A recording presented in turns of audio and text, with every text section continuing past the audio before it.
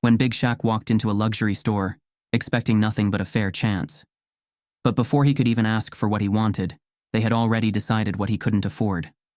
A glance, a hesitation, a single sentence wrapped in politeness, but laced with prejudice. What happened next? It wasn't just a lesson in assumptions. It was a reckoning caught on camera, and the world was about to watch it unfold. Before we deep dive into this interesting story, subscribe to our channel and tell us where are you watching from. Share in the comments below. The city pulsed with quiet wealth. It wasn't the kind of place where success was loud, no revving sports cars or flashy jewelry. Here, money whispered. The sidewalks were lined with polished storefronts, glass gleaming in the mid-morning sun. Names like Cartier, Louis Vuitton, and Burberry stood like monuments to privilege. Among them, in the heart of this elite shopping district, sat La Rue Luxe, a store that catered to the highest tier of clientele.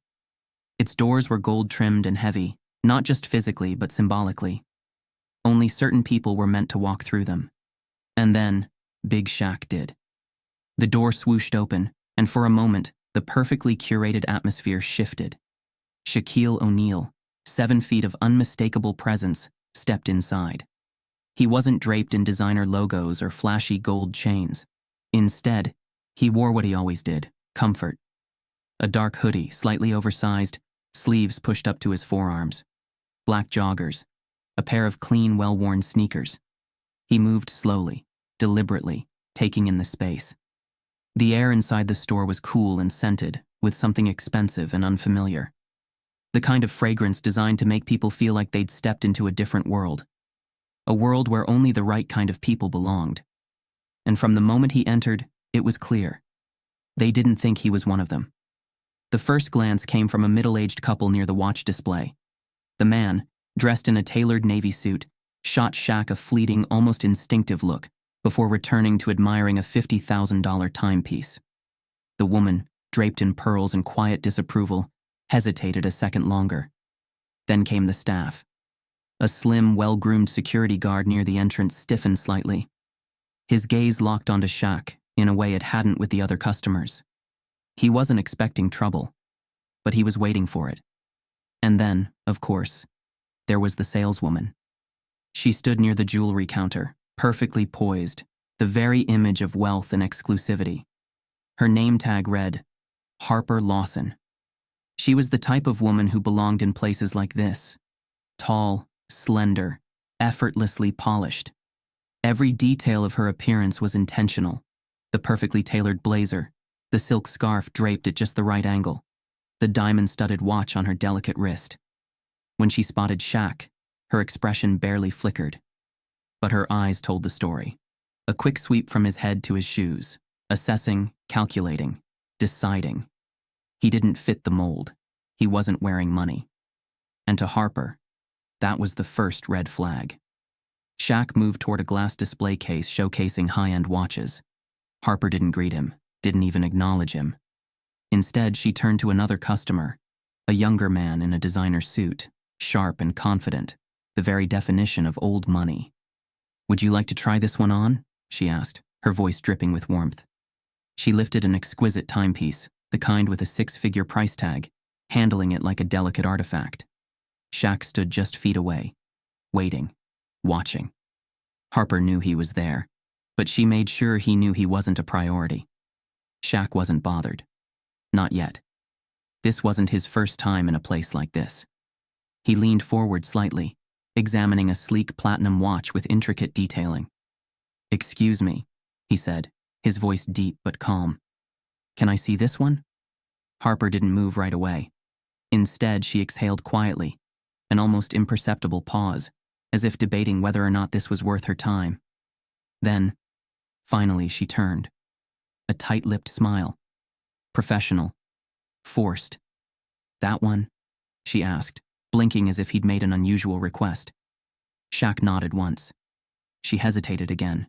Then, in a carefully measured tone, she said, "It's a very exclusive piece.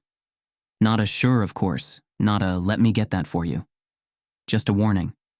As if to say, "Are you sure you're in the right store?" The wealthy couple near the entrance had noticed now. So had the security guard. The atmosphere in the store shifted slightly, not outright hostile, but heavier. It was subtle, but Shaq felt it. The quiet expectation, the assumption. Harper, still holding the watch behind the glass, wasn't looking at Shaq anymore. Instead, she glanced toward the store manager across the room. Shaq followed her gaze.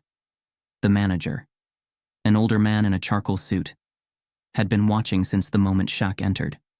His posture was neutral, but his eyes flickered with something unspoken. A silent message passed between him and Harper, and Shaq caught it. Proceed with caution. Shaq knew this game, and he wasn't playing. Shaq stayed exactly where he was, steady, unbothered, immovable. I'd like to see it, he said again. Harper forced another smile, but it was tighter this time. Like she had hoped he'd take the hint and leave.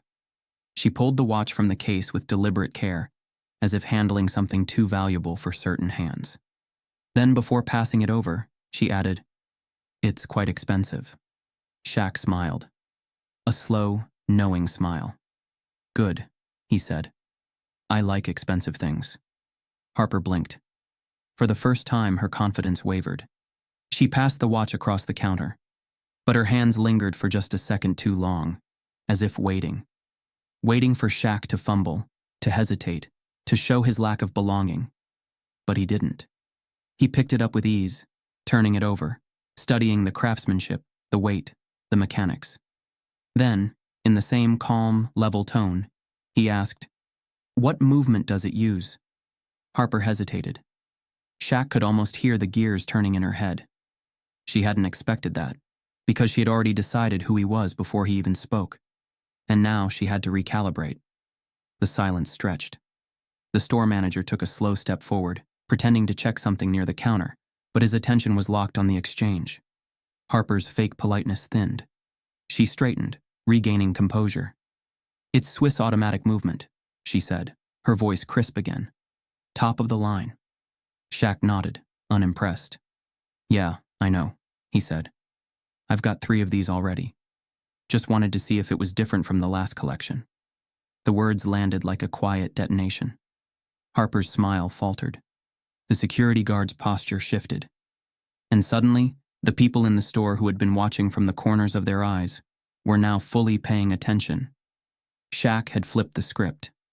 And now, the real story was about to begin. Shaq wasn't new to this feeling. The moment he had walked into the LaRue Look store, the temperature had changed. Not physically, the air was still crisp, artificially cooled, perfumed with expensive colognes and the scent of polished leather. But the atmosphere had tightened, like a door had been shut between him and the world inside. He had seen it before, felt it before, and he could feel it now, in the way Harper barely acknowledged him. Harper stood just feet away, adjusting the position of a diamond bracelet in a glass display. She was all grace and composure, the very image of polished exclusivity. Yet she didn't even glance at Shaq. Instead, she tilted her head toward a well-dressed couple near the entrance, offering them a bright, welcoming smile. "Mr. Caldwell, Mrs. Caldwell," she greeted smoothly, her voice suddenly warm and full of charm. "Lovely to see you again. Shall I bring out the new collection we just received?" The couple, both dressed in designer coats, eyes hidden behind sleek sunglasses, barely acknowledged her, but gave a small nod. Harper immediately stepped away, heading toward a private display room, as if Shaq wasn't standing right in front of her. Not a "hello, sir," not even a glance in his direction, just a silent, deliberate dismissal. Shaq let the moment breathe. He knew how these games worked. When people didn't want you somewhere, they didn't have to say it. They showed it. And right now, Harper was showing it very clearly. Still, Shaq stayed right where he was, unmoving. A display of high-end watches sat under the glass counter in front of him, rows of timepieces crafted with such precision that they cost more than some people's houses. He casually leaned forward, scanning them with genuine interest. Seconds passed, then a minute. No one came to help him. Across the store, Harper was already pouring champagne for the Caldwells, placing a tray of diamond-encrusted accessories in front of them with delicate precision. Shaq exhaled slowly, shaking his head, still unfazed. But he was paying attention. A few feet away, a young man in a navy blue suit entered the store. Slim, mid-30s, effortlessly confident. The kind of customer who, by appearance alone, fit the La Rue Luxe image. Shaq didn't have to guess what would happen next. Harper's head snapped up the second the man walked in. She excused herself from the Caldwells without hesitation, moving toward the man like a magnet drawn to wealth. "Mr. Whitmore," she practically purred, her heels clicking as she approached. "So wonderful to see you again. We just got in a rare edition of the Patek Philippe you were asking about." Whitmore barely had to nod before Harper was already leading him toward a glass case, unlocking it without hesitation. Shaq just watched. No waiting, no hesitation, no questioning if he belonged. Meanwhile, he had been standing in the same spot for 5 minutes, still waiting for so much as a greeting. From the far side of the room, Shaq felt another stare. Not from a customer, from the security guard. The man stood near the entrance, posture stiff, hands folded in front of him like a statue. He was dressed in a tailored black suit, earpiece in place, eyes scanning the store. But his eyes kept landing back on Shaq. Not once, not twice. Over and over again. Shaq knew that look. It wasn't curiosity. It was expectation, not the good kind. The kind that waited for a problem, waited for an excuse. And Shaq could almost hear the guard's thoughts. Why is he still here? Is he actually buying something? Should I step in? Shaq ignored him. If the guard was expecting a confrontation, he wasn't getting one. Shaq glanced at the timepieces under the glass again. A particular one, a sleek platinum watch with a deep blue dial, caught his eye. He had seen this model before, owned one like it. And right now, he was about to do something very intentional. He raised a hand and gestured toward Harper. She didn't see him at first, too busy laughing softly at something Whitmore had said. Shaq waited.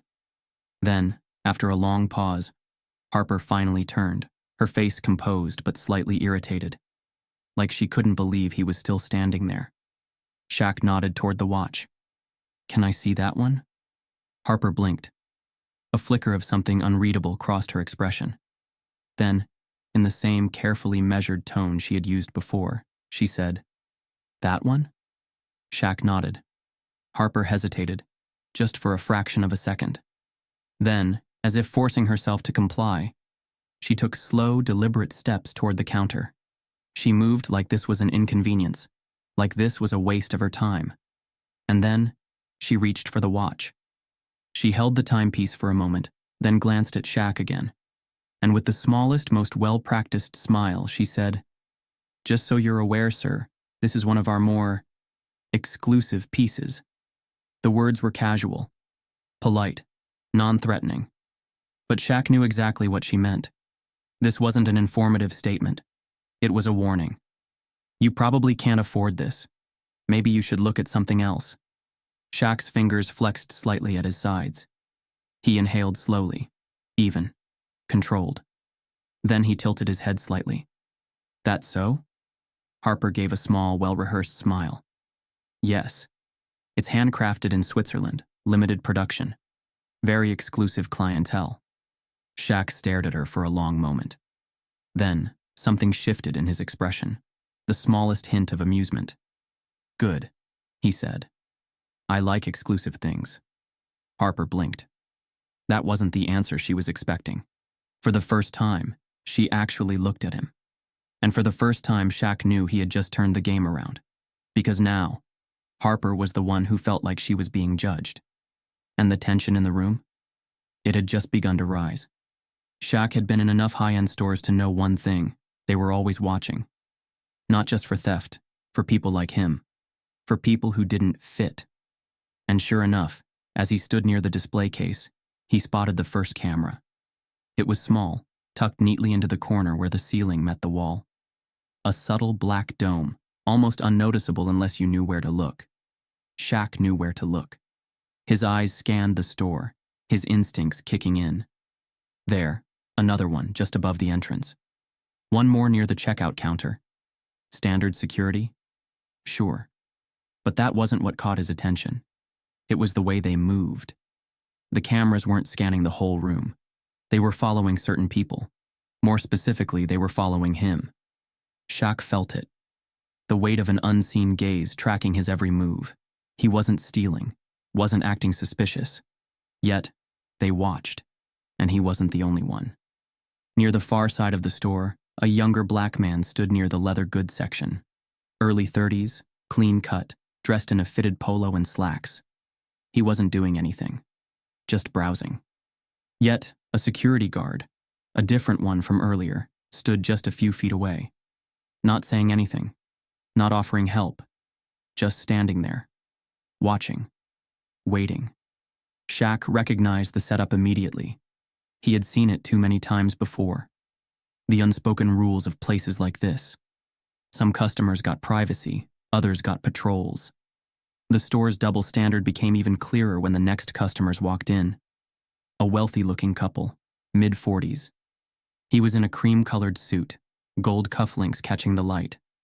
She wore a beige Chanel dress, her perfume thick enough to be noticed before she even reached the counter. And just like that, the energy shifted. A sales associate. Not Harper, but another woman. Rushed forward immediately. "Mr. and Mrs. Kingsley, so wonderful to see you again."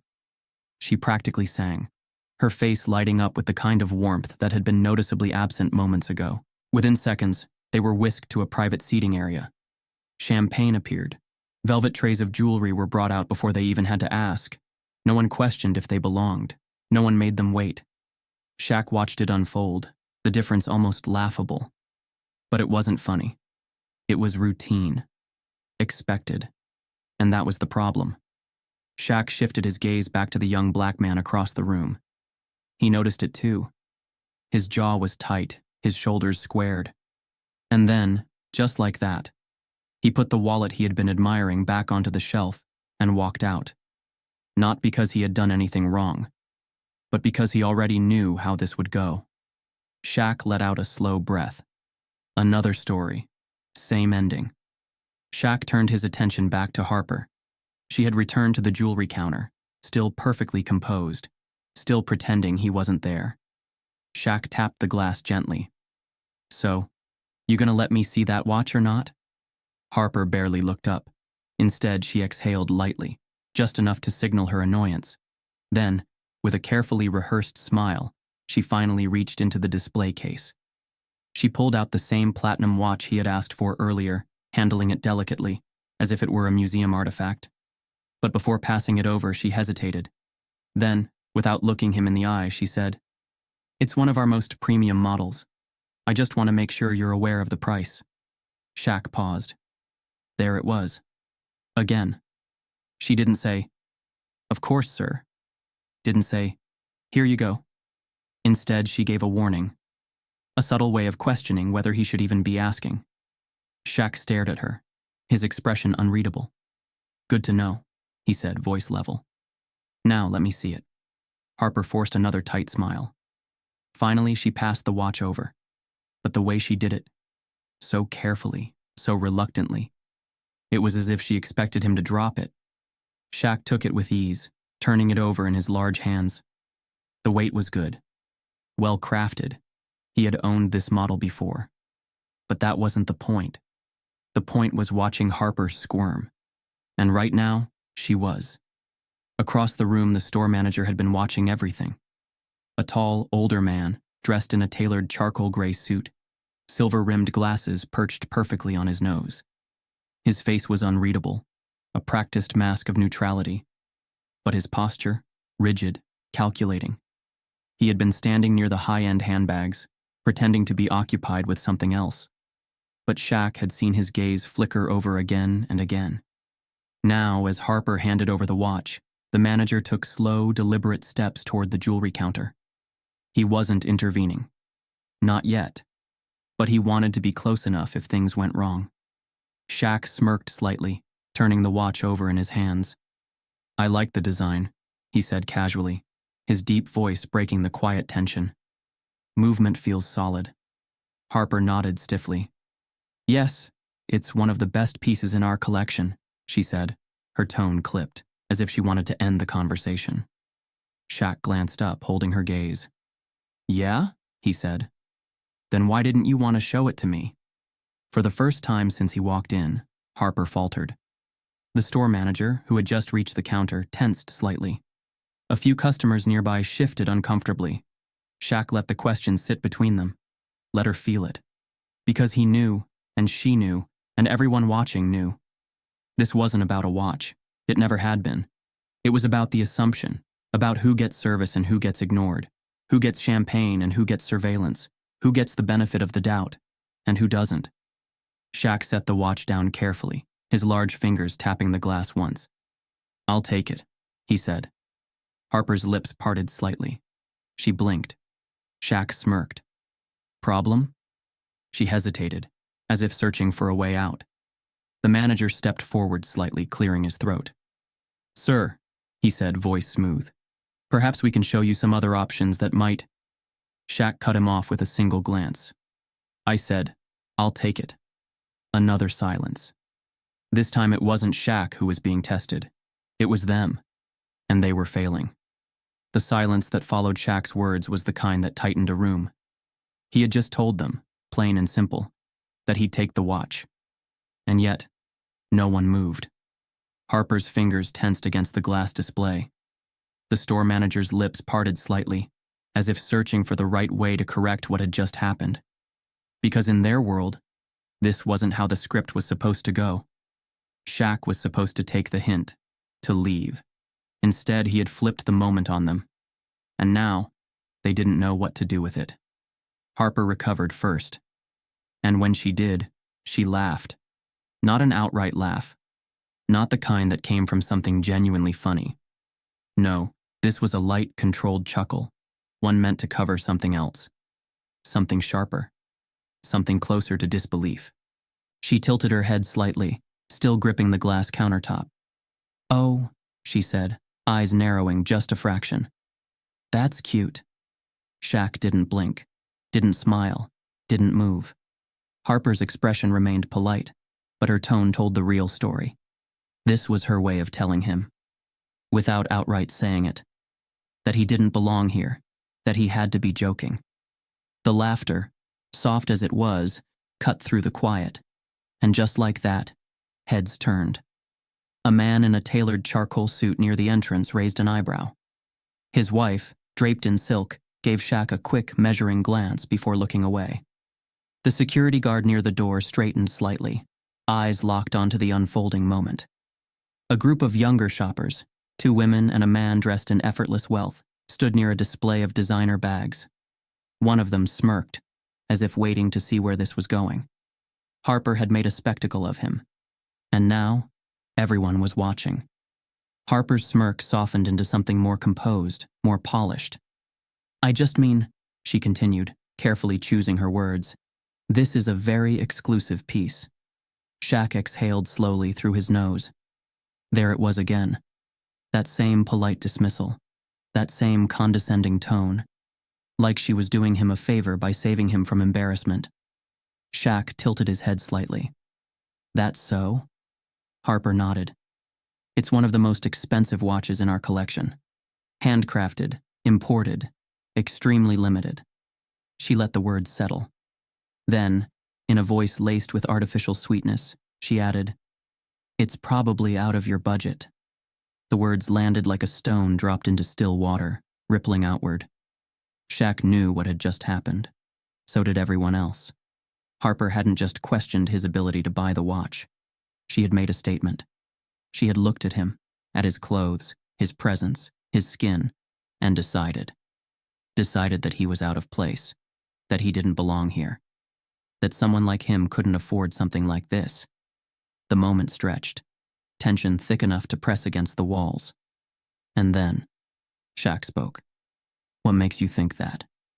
His voice was calm, even, but it was sharp in the way a scalpel was, precise, cutting exactly where it needed to.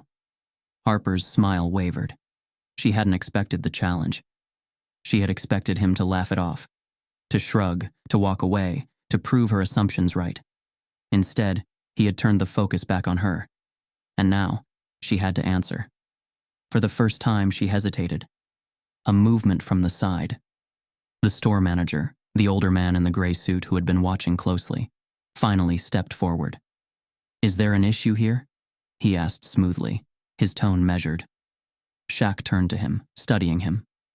"No issue," Shaq said. "I just asked her why she thinks I can't afford the watch."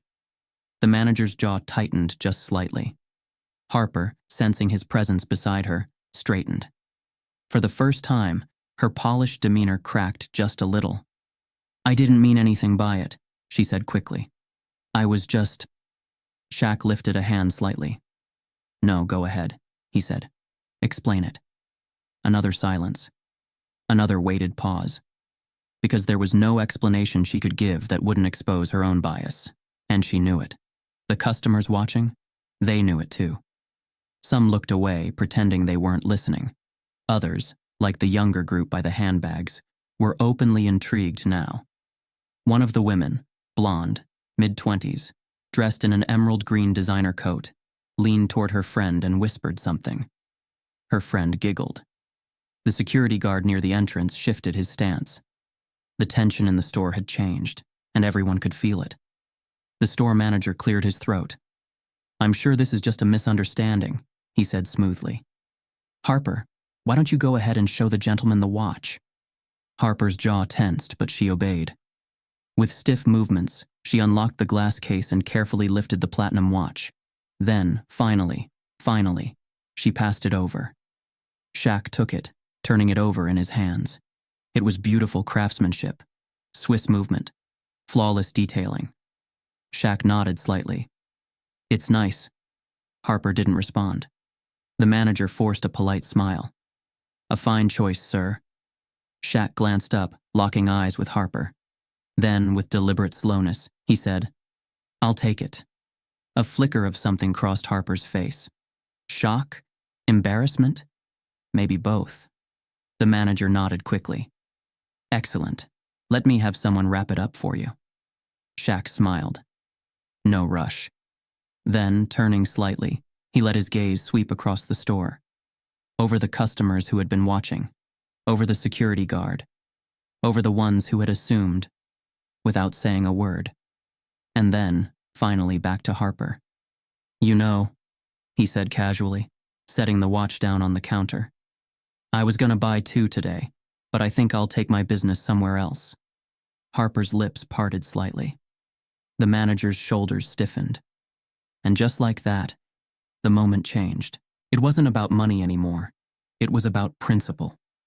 Shaq held Harper's gaze for one more second, letting her sit in it. Then, without another word, he turned and walked away. And this time, the store was the one left speechless. The store had gone eerily quiet. Shaq's last words, "What makes you think that?" still lingered in the air, thick with tension. The weight of the moment settled over the showroom floor like an invisible force. Customers shifted in their seats. Some stared, others pretended to be absorbed in their own shopping, unwilling to get involved. The polished walls of La Rue Luxe had seen countless transactions. Watches, diamonds, handbags exchanged between the wealthy and the elite. But today, they were witnessing something else. Something no one in this store could ignore. And then, finally, the store manager spoke. The older man in the tailored gray suit, who had been watching from a distance, took a slow, deliberate step forward. His name tag read, Elliot Crane, store manager. With practiced ease, he placed himself between Harper and Shaq, like a referee stepping into a match that had escalated too quickly. "Sir," Crane said smoothly, forcing a polite smile, "I assure you, there's been no offense intended here." Shaq raised an eyebrow, waiting. Crane continued, carefully measured. "Harper was simply making sure you had all the necessary information before making a decision. Our clientele values transparency." A carefully disguised excuse, an attempt to reframe the moment, not as an act of discrimination, but as simple customer service. Shaq let out a slow exhale. He had seen this move before. The manager wasn't here to fix the problem. He was here to contain it, to smooth things over, to make it seem like nothing had really happened. Shaq let the silence stretch. Then, tilting his head slightly, he asked, "Tell me something, Mr. Crane. Do you explain the price to every customer before they ask? Crane hesitated. It was a small pause, but Shaq caught it. A crack in the polished veneer. Because they both knew the answer. Number only to people like him. The conversation had drawn a larger audience.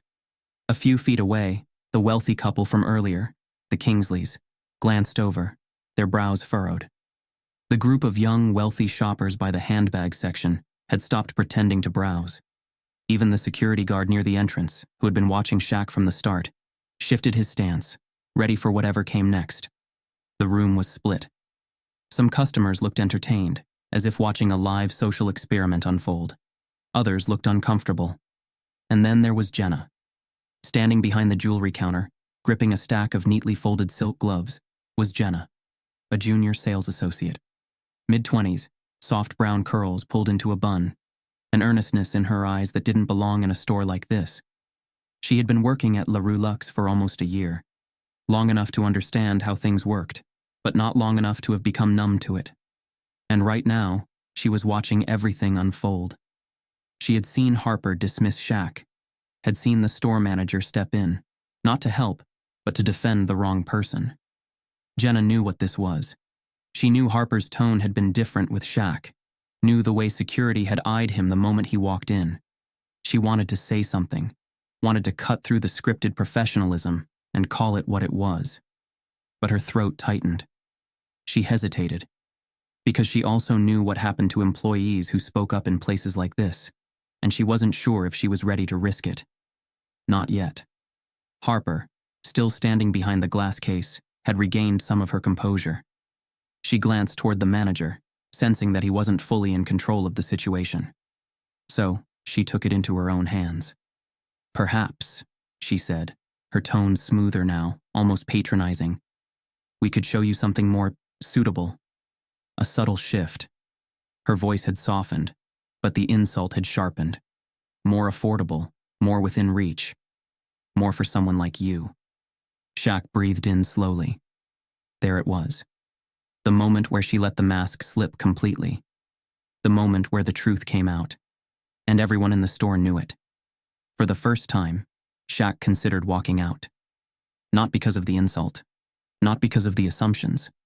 But because this was exhausting. Because he shouldn't have to prove anything. Because he had seen this scene play out before, in different places, with different people, and the script never changed. But then, his gaze landed on Jenna. She was gripping those silk gloves so tightly her knuckles had turned white. Her lips pressed into a thin line, and her eyes weren't indifferent. They were conflicted, like she was fighting an internal battle, like she wanted to do something. Shaq knew that battle well. And in that moment, he made his choice. He wasn't just going to walk away. He was going to make this moment impossible to ignore. Shaq let the silence stretch just long enough for everyone in the store to feel it. Then, he smiled. Not a forced smile, not a performative one. A knowing smile. He let out a small chuckle, the kind that wasn't really laughter, but something heavier. Wow, he said, shaking his head. You almost had me. Harper blinked. Excuse me? Shaq leaned slightly against the counter, his voice still calm, still composed. You almost had me thinking I was imagining this, he said. Almost had me believing that maybe I was reading too much into it. Another pause. And then, Shaq turned his attention to the store manager. But now, he said, now, you just made it real easy for me. The manager stiffened. Sir, I don't understand what you... Shaq held up a hand. No, don't clean it up now. You already said what you needed to say. He glanced around, making sure everyone was watching. All of you, he said, scanning the room. Just saw what happened, didn't you? The store manager shifted uncomfortably. Harper's expression had gone pale. And then, Jenna moved. It was small, barely above a whisper, but it broke the tension like a crack of lightning. Yes, Jenna said. Shaq turned to her. She swallowed hard, then nodded. Yes, she said again, louder this time. We all saw it. Harper whipped around. Jenna? But Jenna wasn't hesitating anymore. She stepped forward, looking directly at Shaq. I'm sorry, she said, And for the first time, her voice was steady. "This isn't how it's supposed to be." Shaq nodded. "I know." And now, so did everyone else. Shaq took a deep breath. Then, without looking back, he turned and walked toward the exit. The store manager didn't stop him.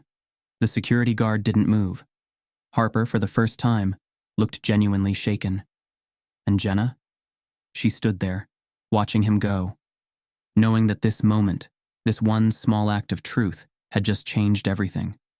And maybe, just maybe, it had changed her, too. The moment hung in the air, heavy and unshakable. Shaq had just turned to leave, making it clear that he wasn't going to fight for approval he never needed in the first place. The store should have breathed a sigh of relief. The manager should have been grateful that the moment hadn't escalated further. Harper should have felt like she had won. Instead, the worst thing possible happened. Someone spoke up, and even worse, someone had receipts. "Actually, we should talk about this." The voice came from the left, clear, confident, and impossible to ignore. Shaq paused mid-step. The customers turned their heads. The tension in the air shifted into something sharper, more focused. And then, from behind a nearby display, a woman emerged. She was mid-30s, effortlessly stylish in a way that didn't try too hard. Sleek black jeans, a fitted leather jacket, and large sunglasses pushed up onto her head. But what stood out the most? The phone in her hand. Recording. And it had been for a while. Harper visibly tensed. The manager's calm facade cracked, his mouth tightening at the corners. The woman turned the phone slightly, ensuring everyone saw it before locking eyes with Harper.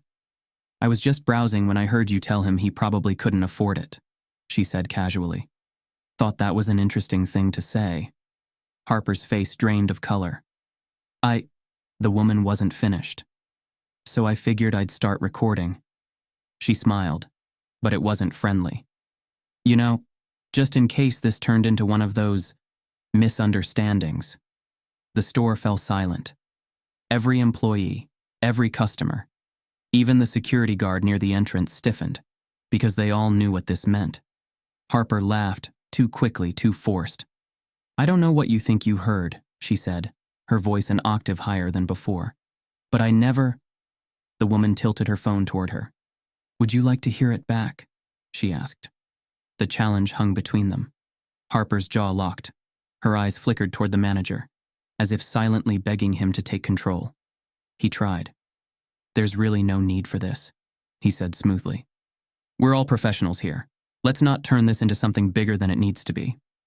The woman arched an eyebrow. "Bigger than it needs to be?" She turned the camera toward him now. "See, that's funny, because I think if he had been some old white guy in a Rolex, none of this would have happened in the first place." The store's perfectly curated luxury aesthetic shattered in that moment. This wasn't private anymore. This wasn't just Shaq versus Harper. This was on record, and it was about to go beyond these walls. Shaq watched Harper's flustered panic, the manager's stiff discomfort. He had expected them to backpedal, to make excuses. What he hadn't expected? Jenna. She had been standing frozen behind the counter, torn between self-preservation and her conscience. But the moment she saw the recording, saw proof that what she had witnessed wasn't just going to be swept under the rug, something shifted. And then she stepped forward. "She's right," Jenna said, her voice clear. Harper's head snapped toward her. "Excuse me?" Jenna took a deep breath, then pushed forward. "I saw it," she said. "I heard it. You assumed he wasn't serious about the watch. You treated him differently from other customers. And it wasn't just you." She turned toward the manager, her expression hardening. "You did it too." The room went completely still.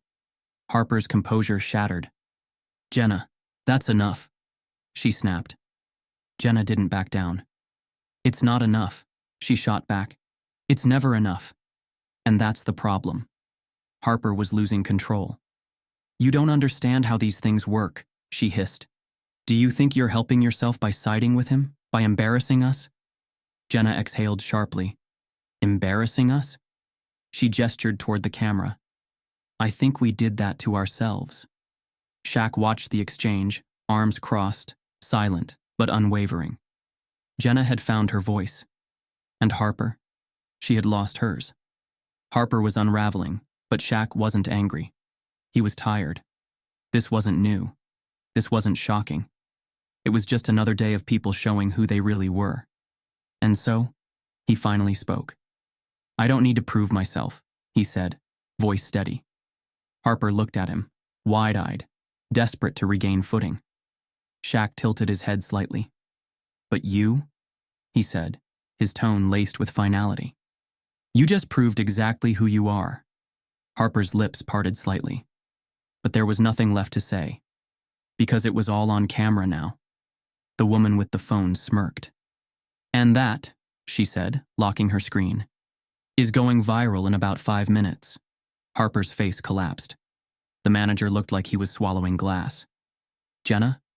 For the first time, she stood taller. Because she knew. This moment wasn't going to disappear. This time, they couldn't cover it up.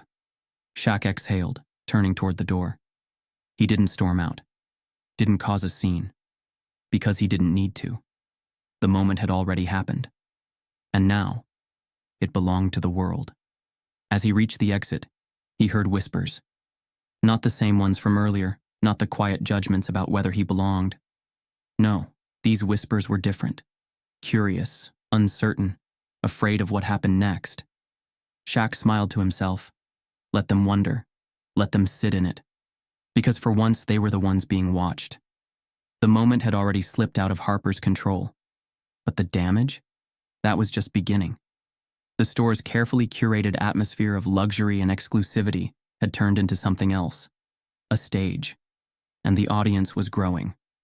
Near the handbag section, one of the younger shoppers, a woman in an emerald green coat, was already scrolling through her phone. She nudged her friend. "It's up," she whispered. The friend leaned over, eyes widening as she read the caption. "Luxury store caught in a racial bias scandal. You won't believe what happens next." Less than 5 minutes had passed, and already the post had hundreds of likes. Another customer, a man in his 40s dressed in business casual, checked his phone and frowned. He turned toward the manager, then back at the video, then back at the manager again. Because now, it wasn't just a tense moment inside a high-end store. It was a moment the whole world was about to see. And people were choosing sides. An older woman in a crisp beige suit sighed, setting down the bracelet she had been considering. "I don't feel comfortable supporting a place like this," she muttered, grabbing her purse. She wasn't the only one. A younger couple, who had been quietly watching the entire situation unfold, exchanged glances. Then, with a nod, they turned and walked out. Shaq didn't move. Didn't have to. The store was undoing itself. Elliot Crane, the store manager, had built his entire career on controlling situations, on ensuring the store's pristine reputation never cracked. But right now, he had no control. His jaw tightened as he saw the ripples of the video spreading, the way customers were whispering, questioning, the way some had already left. His gaze flickered to Harper, who stood frozen behind the counter. She looked as if the ground beneath her had vanished. Crane exhaled sharply. He had to act, now. He turned to Shaq, forcing a strained but professional smile. "Sir, I'd like to sincerely apologize for any misunderstandings today," he began. Shaq raised an eyebrow. Misunderstandings? The weight of that one word made Crane flinch, because they both knew there had been no misunderstanding. Just choices. Bad ones. Ones that couldn't be undone. The tension tightened. The air grew heavier, and then, finally, Shaq dropped the final card. He turned slightly, locking eyes with Crane. "You know who I am, right?" The manager blinked. Shaq didn't need to say his name. They already knew. Harper's breath hitched, her eyes widened in pure horror. Because this wasn't just any customer. This wasn't someone who would be dismissed and forgotten. This was Shaquille O'Neal, a global icon. And now this wasn't just a viral moment, it was a scandal. The realization hit Harper like a gut punch. Her polished confidence, gone. Her carefully built image, crumbling, and worst of all, there were cameras rolling. A staff member near the checkout counter whispered something to her coworker. The whisper spread, like wildfire, like the first drop of rain before a storm. And then, the sound of a notification ping echoed through the store. Another and another. People weren't just watching the video anymore. They were reacting. The outside world was stepping in. The store's Instagram comments were already flooded. "So this is how y'all treat customers? Disgusting behavior. Do better. Wow, y'all really fumbled this one." It was happening in real time, and there was no way to stop it. Harper's breathing was shallow now. Her fingers curled around the edge of the counter, as if she could hold on to something, anything. She tried to form words, but nothing came out. She could already see it. Her name. Her face. Trending for all the wrong reasons. She had spent years perfecting her professional image. And now? She was about to become a cautionary tale, a symbol of the very thing people were fighting to change. And the worst part? She had done this to herself. Shaq exhaled, slow and steady. Then he looked directly at Harper. "You know," he said, his voice calm but firm, "I didn't come here expecting special treatment." Harper swallowed hard. "I didn't come here needing to prove anything either," Shaq continued. "But you just proved exactly who you are." A weighted silence. Harper shook her head slightly, like she wanted to argue. But there was nothing to say, because it was already out there, for the world to see, for the world to judge. Shaq didn't have to do anything else. The truth had already done the work for him. And now, it was Harper who would have to live with the consequences. Shaq turned, taking in the scene one last time. The manager, standing rigid, knowing the store's reputation was hanging by a thread. The customers, still whispering, still reacting. Jenna, standing taller than before, her eyes filled with something new. And Harper, completely, utterly shattered. Shaq let the moment settle. Then, with the same quiet confidence he had walked in with, he turned and walked out. And this time, the door wasn't just closing behind him. It was closing on all of them. The weight of the moment pressed down on the store like a collapsing structure. Harper stood frozen behind the counter, her polished facade in ruins. The store manager, Elliot Crane, had turned pale. His years of corporate training had never prepared him for something like this. A scandal unfolding in real time, in front of customers, with proof already spreading online. And then, as if jolted by the reality of the situation, he snapped into action. "Mr. O'Neal," he said, his voice tight but controlled. "I believe there's been a misunderstanding here." Shaq didn't move, didn't blink, just let him talk. Crane stepped forward, his hands clasped together as if trying to physically hold the store's reputation together. "This is, of course, unacceptable," he continued, offering a stiff smile. "We at La Rue Luxe pride ourselves on an inclusive and welcoming experience for all customers. I assure you, this does not reflect our values." The lie sat there, awkward and obvious. Shaq let the silence stretch. He had seen men like Crane before, men who didn't care what happened, only how it looked. The apology wasn't real. It was damage control. And everybody knew it. Then, suddenly, Harper spoke. Her voice cracked, and she cleared her throat quickly, trying to regain control. "I want to personally apologize, Mr. O'Neal." Shaq turned his head slightly, watching as she took a shaky step forward. For the first time since this all started, she looked nervous. Not because she was sorry, but because she was afraid. Afraid of what would happen to her next. Afraid of what people would say. Afraid of losing everything she had built in this store. "I truly didn't mean—" She started again, her voice strained, desperate. But Shaq held up a hand, cutting her off. "Don't," he said simply. Harper's mouth snapped shut. Shaq breathed in slowly. Then, he leaned slightly against the glass counter, looking Harper directly in the eyes. "You're not sorry," he said, his voice even. "You're uncomfortable." Harper's throat worked as she swallowed hard. Shaq shook his head. "You're not apologizing because you regret what you did," he continued. "You're apologizing because people saw you do it." A flicker of embarrassment flashed across her face. Because he was right. Harper wasn't sorry for how she treated him. She was sorry she got caught. Shaq exhaled, shaking his head. An apology means nothing if you only give it when it's too late. And just like that, Harper had nothing left to say.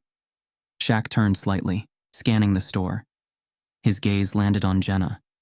She was still standing there, fingers clenched at her sides, her expression unreadable. She had spoken up when no one else did, had risked her job, her place, to do what was right. And that mattered. Shaq nodded toward her.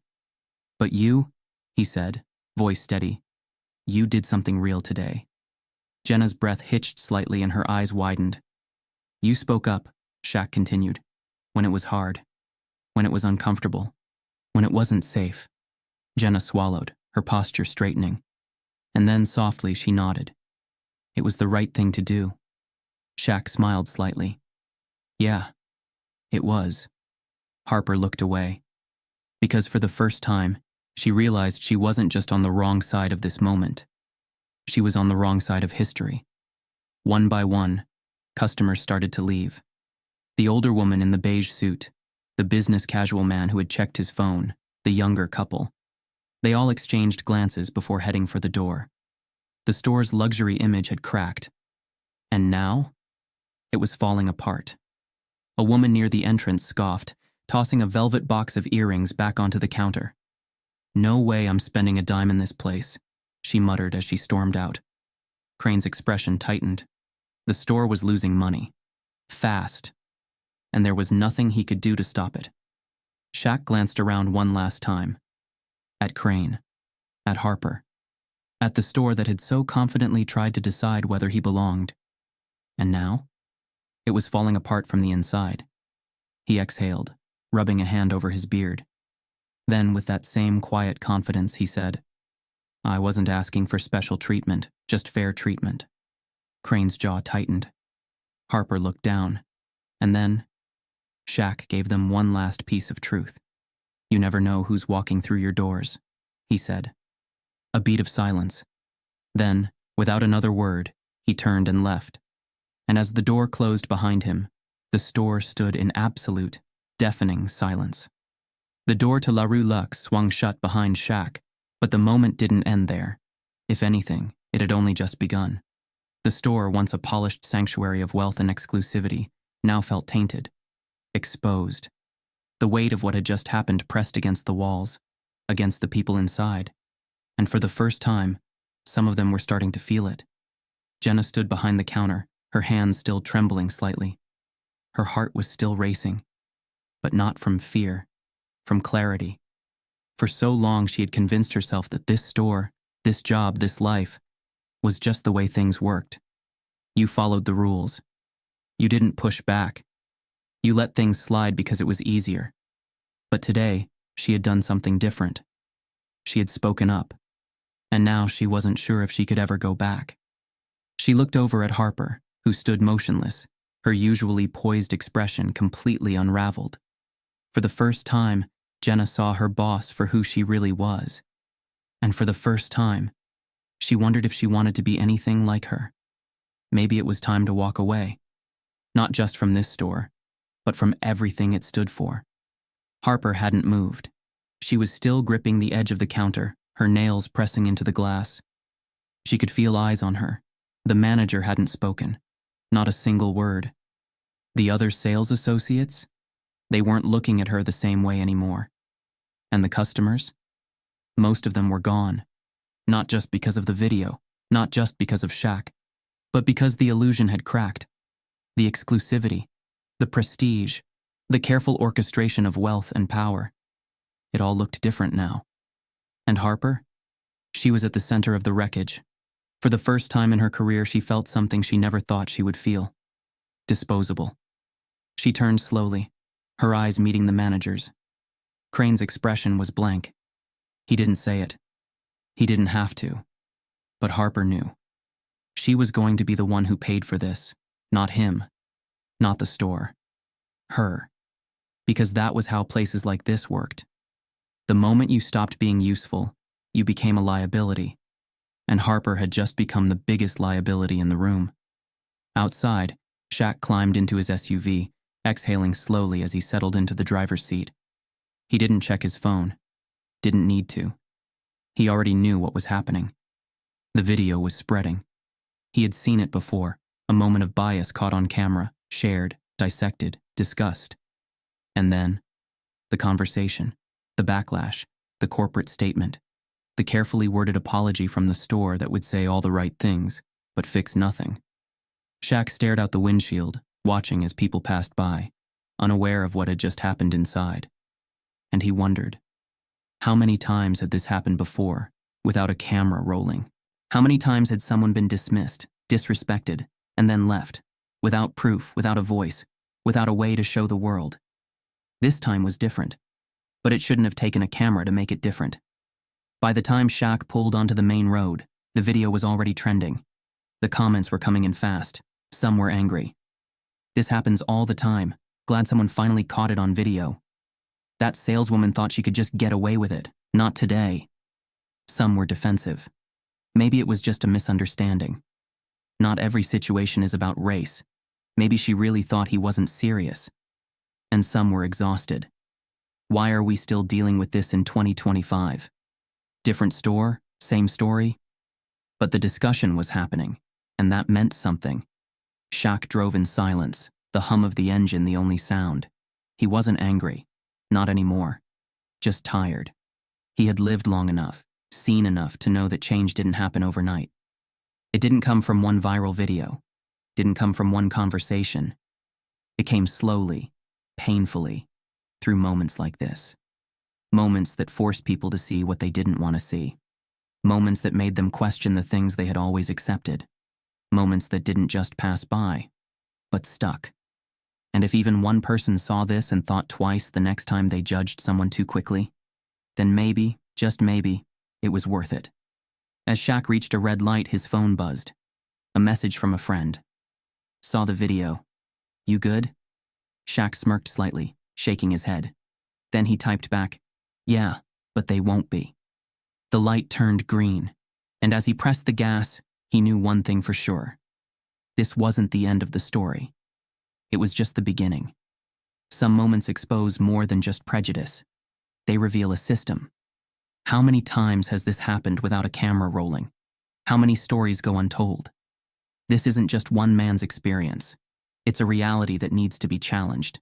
The conversation isn't over. So, what happens next?